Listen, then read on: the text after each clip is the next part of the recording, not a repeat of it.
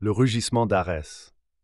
Dans les temps anciens, lorsque les étoiles brillaient plus intensément et que les dieux marchaient parmi les mortels, Arès, le dieu de la guerre, régnait en maître sur les champs de bataille. Son armure étincelante reflétait la lueur des flammes, et son regard féroce inspirait la terreur chez les hommes. Arès n'était pas un dieu comme les autres. Sa soif de sang était insatiable, et il se délectait des cris de douleur qui s'élevaient des champs de bataille. Les guerriers mortels le craignaient autant qu'ils le vénéraient, car sa colère pouvait déchaîner des tempêtes et engloutir des cités entières. Un jour, alors que le monde était plongé dans une guerre sans fin, Arès descendit sur terre. Il se mêla aux soldats, se nourrissant de leur rage et de leur désespoir.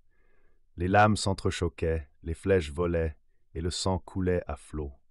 Arès se délectait de chaque goutte, sa puissance grandissant à mesure que le chaos se répandait. Mais au cœur de cette folie meurtrière, une jeune guerrière se dressa contre lui. Elle s'appelait Lyra, et sa beauté était aussi légendaire que sa bravoure. Lyra avait perdu sa famille dans la guerre, et sa haine envers Arès était plus forte que tout. Elle défia le dieu de la guerre, l'épée à la main. Leurs lames s'entrechoquèrent, et le sol trembla sous leurs pieds. Arès sourit, admirant la détermination de la jeune femme. Mais Lyra n'était pas comme les autres mortels.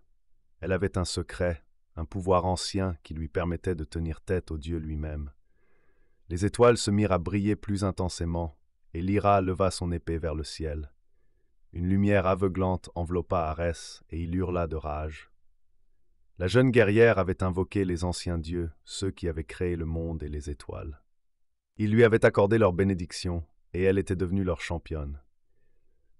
Arès fut repoussé, sa force diminuant à mesure que la lumière le consumait. Lyra leva son épée, prête à porter le coup fatal. Mais au dernier moment, elle hésita. Arès n'était-il pas aussi un dieu avec ses propres souffrances et désirs?